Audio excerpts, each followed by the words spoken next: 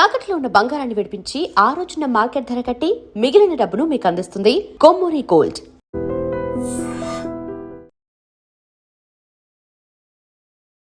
నమస్కారం, మీరు చూస్తుంది ఐ డ్రీమ్. నేను మీ కీర్తి. నాతో పాటు ప్రముఖ ఆస్ట్రాలజర్ బ్రహ్మశ్రీ నందిబట్ల శ్రీహరి శర్మ గురుగారు ఉన్నారు. నమస్తే గురుగారు. వాగర్థ వివ సంపృక్తౌ వాగర్థ ప్రతిపత్తయే జగతః పితరౌ వందే పార్వతీ పరమేశ్వరౌ. ఆదిత్యాయ చ సోమాయ మంగళాయ బుధాయ చ గురుశుక్ర శనిభ్యశ్చ రాహవే కేతవే నమః. శృంగేరి జగద్గురు పీఠాధిపతులకి, కంచి పీఠాధిపతులకి నమస్కారములు తెలియచేసుకుంటూ కార్యక్రమాన్ని ప్రారంభిద్దాం. గురుగారు, ప్రతి నెలలో వచ్చే ఏకాదశికి చాలా విశిష్టత, ప్రాముఖ్యత ఉంటుంది. ప్రతిదానికి ఏదో ఒక పేరు ఉంటుంది. ఆ రోజు పాటించవలసిన నియమాలు ఉంటాయి. ముఖ్యంగా మార్చ్ 15 ఏకాదశి ఇప్పుడు రాబోతుంది. చాలా చాలా ఇంపార్టెంట్ డే అని, చాలా శక్తివంతమైన రోజులని, ఎలాంటి పాపాలు మనం చేసుకున్న పటాపంచలు అయిపోతాయని అంటున్నారు. సో ఎలాంటి రెమెడీస్ పాటించాలి, ఏంటి ఏకాదశికి ఉన్న ప్రాముఖ్యత ఒక్కసారి తెలియజేస్తారా? మీరు చెప్పినటువంటి మాటలోనే ఉందమ్మా, సకల పాపాలు తొలగించేటువంటి ఏకాదశి, పాప విమోచని ఏకాదశి అని అంటారు. ఇది చాలా అత్యంత మహిమాన్వితమైనటువంటిది. పైగా ఏకాదశి పేరే పాప విమోచని ఏకాదశి. మొత్తం సంవత్సరానికి 24 ఏకాదశులు, అధిక మాసం వస్తే ఇంకొక 2 ఏకాదశులు కలుస్తాయి.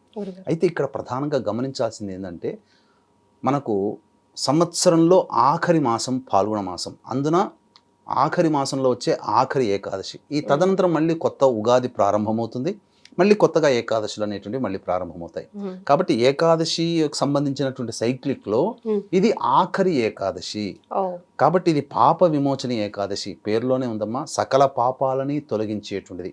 అంటే మానవుడు రహస్యకృతముగా, అజ్ఞానముగా, జ్ఞానముతో తెలిసి చేసిన పాపాలు ఏవైతే ఉంటాయో అన్నీ కూడాను తొలగించుకునేటువంటి ఏకైక సాధన ఈరోజు మాత్రమే అని చెప్పవచ్చు. కాబట్టి వీక్షించేటువంటి ఐ డ్రీమ్ ప్రేక్షకులు కూడా ఈ రోజున వీలైనంత వరకు ఈ సంబంధించిన ఏకాదశి వ్రతాన్ని ఆచరించడానికి ప్రయత్నం చేయండి. ఇప్పుడు చెప్పబోయేటువంటి కథ గనక విన్నట్లయితే ఆ సంబంధించినటువంటి ఏకాదశి వ్రత మహత్యాన్ని పూర్తిగా పొందిన వాళ్ళమవుతాము. అలాగే వ్రతాన్ని ఆచరించిన, ఈ కథని విని ఈ యొక్క వ్రతాన్ని ఆచరించిన మరింత పుణ్యము. పైగా సంవత్సరం మొత్తంలో ఆఖరి ఏకాదశి, దీన్ని మాత్రం ఎవ్వరు కూడా మిస్ చేసుకోకండి. ఈ యొక్క విషయాన్ని మీ యొక్క బంధువులకి, స్నేహితులకి అందరికీ తెలియచేసి రేపు 15వ తారీఖు ఆదివారంతో కూడుకున్నటువంటిది అత్యంత మహిమాన్వితమైనటువంటిది. ఎందుకనంటే ఏకాదశి, ద్వాదశి రెండు కలిసి ఉందమ్మా. ఇక్కడ మనకి ఆల్రెడీ ఇప్పుడు చేస్తున్న సమయానికి ఏకాదశి ప్రారంభమైంది. మనం ఏకాదశి ఘడియల్లోనే చేస్తున్నాం. కానీ రేపటికి ఏకాదశి 9:32 వరకు ఉంది. తదనంతరం ద్వాదశి వస్తుంది. కాబట్టి ఏకాదశి వ్రతాన్ని ఆచరించి ద్వాదశి ఘడియల్లో దాన్ని విరమణ చేయాలి. కాబట్టి ఎల్లుండి సోమవారం నాటికి ద్వాదశి ఘడియలు సూర్యోదయం తర్వాత కూడా ఉంటుంది. కాబట్టి ఎల్లుండి వ్రత సమాప్తి చేసుకోవాలి. ఇక కథలోకి వెళదామమ్మా. వీక్షించేటువంటి ఐ డ్రీమ్ ప్రేక్షకులు గమనించాల్సినటువంటిది, ఈ మానవుడికి సంబంధించి ఉగాది తర్వాత ప్రతి కోరిక అనేటువంటిది ఉంటుంది. ఆ కోరిక ఈ సంవత్సరంలోనైనా నెరవేరాలి అని అంటే నవగ్రహాల యొక్క అనుగ్రహం తప్పనిసరి. కాబట్టి ఇట్టి నవగ్రహాల యొక్క అనుగ్రహం అందరికీ అందించాలనే సదుద్దేశంతో మన పీఠం ఆధ్వర్యంలో ఏప్రిల్ 1వ తారీఖు రోజున సర్వదోష నివారణ పూజల హోమాలలో భాగంగా నవగ్రహ పాశుపత హోమము, మృత్యుంజయ హోమం, రుద్రహోమము, అలాగే సుదర్శన హోమము, లక్ష్మీ మూలమంత్ర సంప్రది లక్ష్మీ సూక్త హోమాన్ని జరిపించి శక్తిపాతము చేసినటువంటి కరుంగలి మాల ఇవ్వడం జరుగుతుంది. ఏప్రిల్ 1వ తారీఖు రోజున మధ్యాహ్నం 3 గంటల లోపల ఈ కార్యక్రమంలో మీరు నమోదు చేసుకోవచ్చు. ఈ కార్యక్రమం ప్రముఖ శైవ క్షేత్రంలో జరిపించబడుతుందని చెప్పవచ్చు. ఇక దీనికి సంబంధించినటువంటి ఏకాదశి వ్రతం యొక్క మహిమ తెలియచేస్తానమ్మా. పూర్వము చ్యవన మహర్షి కుమారుడు మేధావి. ఇతను మహా గొప్ప తపశ్శాలి.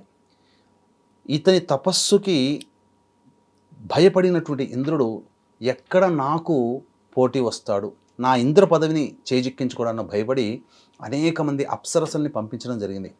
అందులో మంజు ఘోష అనే అప్సరసు కూడా ఉన్నది. మహా సౌందర్యవతి. కానీ ఆ సౌందర్యవతి అయినటువంటి మంజు ఘోష ఎన్నిసార్లు ప్రయత్నం చేసినా అతను ఏమాత్రం కూడా చెలించకుండా ఉండడం, అతని తపస్సు యొక్క మహిమ చేత ప్రయత్నించిన ప్రతిసారి దూర ప్రాంతానికి విసిరిగొట్టబడింది. కానీ అన్ని వేళలు మనవి కాదు కదా. ఈ సంబంధించినటువంటి మన్మథావేశం జరగడము, ఆ విధంగా తపస్సు భంగం కావడం, ఎదురుగా ఉన్నటువంటి అప్సరసను చూసి మోహపరవశుడై మేధావి అనేటువంటి మహర్షి తపస్సుని పరిత్యజించి ఆమెతో కాలం గడపడం జరిగింది. అయితే ఈమె వచ్చినటువంటి కారణం అంటే ఉమ్. పర్పస్ ఉమ్.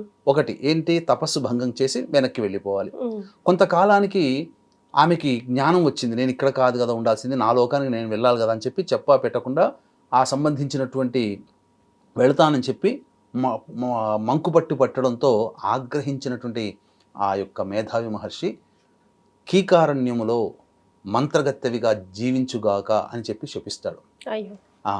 ఈ విధంగా ఆ యొక్క కీకారణ్యంలో ఆమె ఆ విధంగా మంత్రగత్తెగా మారిపోవడం, తదనంతరం కొంతకాలానికి చేసినటువంటి నేను అజ్ఞానంతో చేయలేదు, జ్ఞానంతోనే చేశాను, ఇంత గొప్ప తపస్సుని ఇంత గొప్ప కుటుంబంలో ఒక మునీశ్వరుడికి, శవన మహర్షి అంటే మామూలు వ్యక్తి కాదు, అంతటి కుటుంబంలో జన్మించి నేను చెయ్యరాని అపరాధం చేశానని చెప్పి బాధపడుచు తండ్రి దగ్గరికి వెళ్ళగా, తండ్రి ఈ సంబంధించినటువంటి పాల్గొన మాసంలో వచ్చే కృష్ణపక్ష ఏకాదశి రోజున ఈ యొక్క వ్రతాన్ని ఆచరించవయ్యా, నీకున్నటువంటిది అంతా కూడాను ఆ పాపమంతా కూడాను చేసుకున్న పాపమంతా కడిగిపోతుంది అని చెప్పడంతో అది ఆచరించి ఆ యొక్క మహత్యం వలన తనకున్నటువంటి పాపత్వాన్ని మొత్తం పూర్తిగా తొలగించుకొని తిరిగి తపస్సు చేసుకోవడం కోసం బయలుదేరుచుండగా అప్పుడు తాను ఎవరినైతే శపించాడో ఆ మంత్రగత్తె కనబడడం, ఆ విధంగా పూర్వం అంతా గుర్తుకు రావడం, బాధపడి కాళ్ల వేళ ప్రాధేయపడితే అప్పుడు ఆ సంబంధించినటువంటి మహర్షి నేను ఈ విధంగా పాపాన్ని పోగొట్టుకున్నాను, నువ్వు కూడా ఆ విధంగా పాపాన్ని పోగొట్టుకుని చెప్పి ఆ మంజు ఘోషకి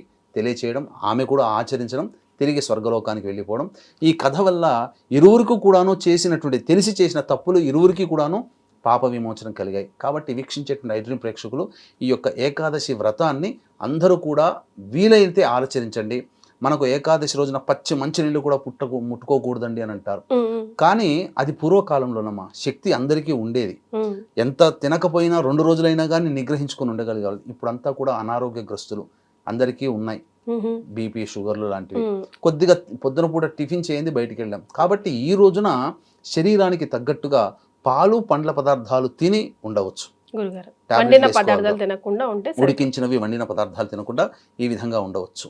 ఇక ఈ యొక్క సంబంధించినటువంటి ఏకాదశులన్నీ మనకు ఎలా వచ్చాయనంటే, పాండవులు వనవాసం చేస్తున్నటువంటి సందర్భంలో వాళ్ళకి రాజ్యభ్రష్టులు అయిపోయారు కాబట్టి ఏ రాజ్యము లేదు కాబట్టి వాళ్ళు ఈ యొక్క 12 సంవత్సరాల పాటు ఉన్నటువంటిదంతా కూడా ఈ యొక్క ధర్మ జిజ్ఞాసతో అనేక ధర్మ సూక్ష్మాలు తెలుసుకున్నారు, అనేక మంది మహర్షులను కనుగొనడం. ఈ ఏకాదశులకు సంబంధించినటువంటి వ్రత మహత్యాలన్నింటినీ కూడా వివరించింది, దగ్గరుండి వివరించింది ధర్మరాజుకి శ్రీకృష్ణ భగవానుల వారు. ఇది నేను చెప్పిన మాట కాదు కాబట్టి శ్రీకృష్ణ భగవానుల వారి ధర్మరాజుకు చెప్పి ధర్మరాజు ఆచరించడం ద్వారా వాళ్ళకున్నటువంటి ప్రారంధ కర్మదోషాలు తొలగించుకొని భవిష్యత్తులో జరిగినటువంటి యుద్ధంలో గెలవడానికి ఈ పుణ్యమంతా సంప్రాప్తించుకోవడానికి మార్గం సుగమమైంది. కాబట్టి మనం అందరం కూడా ఆచరిద్దాం. దీనికి సంబంధించి పెద్దగా చేయాల్సిందంటూ కూడా ఏమీ లేదమ్మా. ఉదయాన్నే లేచి కాలకృత్యాదులు తీర్చుకోవాలి.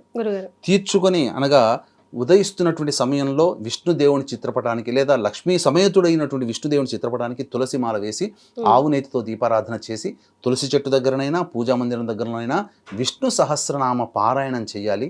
విష్ణు అష్టోత్తరము తులసి దళాలతో స్వామిని అర్చించాలి. ఈ విధంగా చేయాలి. తదనంతరం చక్కగా ఆ రోజంతా కూడా వీలైతే విష్ణు దేవాలయాన్ని సందర్శనం చేసుకొని ఆ స్వామి కృపకి పాత్రులు కావాలి. ఆ రోజంతా మధ్యాహ్నం నిద్రపోకుండా ఉండి ఆ విధంగా దైవనామ స్మరణ చేసుకుంటూ ఈ రోజున ప్రత్యేకంగా పఠించాల్సినటువంటి మంత్రం ఓం నమో భగవతే వాసుదేవాయ నమః. ఈ నామాన్ని ప్రతి క్షణం మనం మనసులో స్మరిస్తూ ఉండాలి. ఇక సాయంకాలము ప్రదోషకాల సమయంలో సూర్యాస్తమయ సందర్భంగా మళ్ళీ కాలకృత్యాదులు అంటే కాళ్ళు చేతులు మొహము నీరు గాయత్రి మంత్రం చెబుతూ 3 సార్లు పుక్కిలించి ఉమ్మేయాలి. శిరస్సు స్నానం చేయకూడదు. ఉపవాసం ఉన్న వాళ్ళు శిరస్సు స్నానం చేయకూడదు ఆ రోజున, నియమం అది.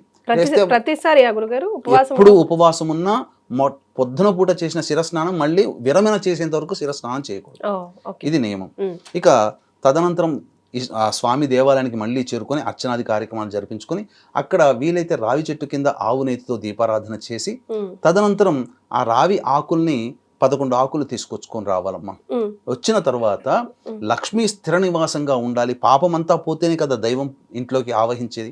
కాబట్టి ఆ యొక్క రావి ఆకుల మీదనైనా లేదా తమలపాకు చక్కగా శుభ్రమైనటువంటి వాటి మీదనైనా ఎర్రచందనం కలిపినటువంటి దానిమ్మ పుల్లతో, దానిమ్మ చెట్టుకి పుల్ల లభిస్తే తీసుకోండి, లేకపోతే రావి చెట్టుదైనా తీసుకోవచ్చు, వేప చెట్టుదైనా తీసుకోవచ్చు.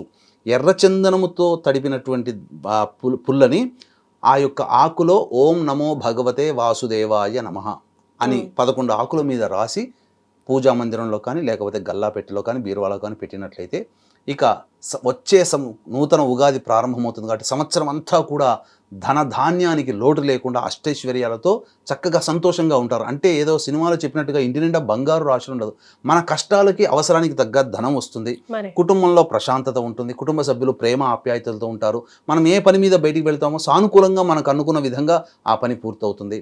కాబట్టి ఈ విధంగా ఆచరించి వీలైతే ఆ రోజంతా జాగరణ చేస్తే మంచిది. లేకపోతే కనీసం 12 గంటల వరకైనా దైవనామ స్మరణ చేసుకుంటూ జాగరణ చేసిన తర్వాత నిద్రకు ఉపక్రమించి మళ్ళీ తెల్లవారు కంటే ముందే లేచి కాలకృత్యాదులు తీర్చుకొని చక్కగా మళ్ళీ దీపారాధన, లక్ష్మి సంబంధించినటువంటి ఆ లక్ష్మీ వాసుదేవుడి చిత్రపటానికి తులసి పూలమాల వేసి విష్ణు సహస్రనామ పారాయణం చేసి ఇంట్లో వండుకున్నటువంటి పదార్థాలు కానీ లేదా ఆవు పాలు కానీ అరటిపండ్లు కానీ లేదా దానిమ్మ పండు కానీ నైవేద్యంగా పెట్టి తదనంతరం ఇల్లాలు లేదా అమ్మగారు లేదా సోదరి చేసినటువంటి పదార్థాలు అవన్నీ కూడా స్వామికి నివేదన చేసి అవకాశం ఉంటే వృద్ధాశ్రమంలో కానీ లేదా అనాథలు కానీ అన్నదాన కార్యక్రమాలు జరిపించి తదనంతరం ఇంటికి వచ్చి అందరూ కుటుంబ సభ్యులు భోజనం గనక చేసినట్లయితే విరమణ చేసి హరివాసరం అనేటువంటిది చేసి చక్కగా చేసినట్లయితే ఏకాదశి వ్రతాన్ని సంపూర్ణంగా ఆచరించిన వాళ్ళం అవుతాము.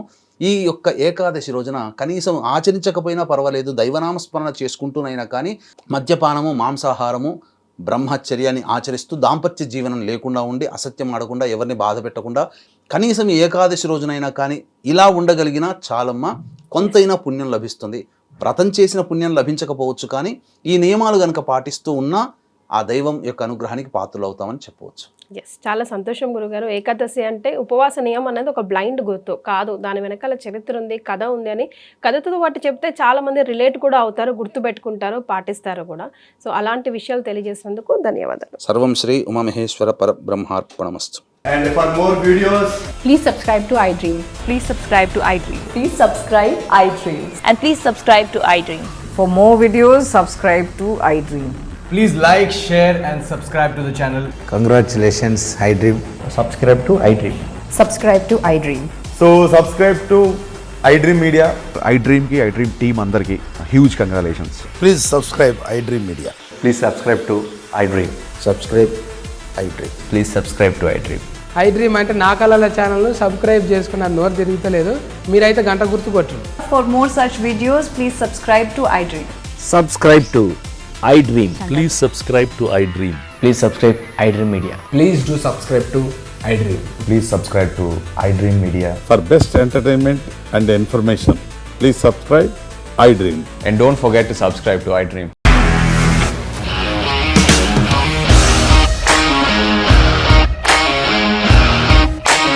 ఇండస్ట్రీలో కమిట్మెంట్ ఇష్యూస్ వస్తే నీకు కూడా వచ్చినట్టు మార్నింగ్ తీసుకెళ్ళాలంటే కొట్టి పడేస్తాడు.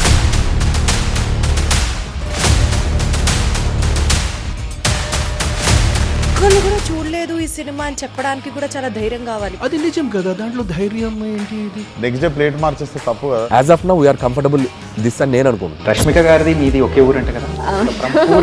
నీకు కోపం వచ్చిందంటే బాగా తిట్టేత్తరా? తిట్టేద్దామండి.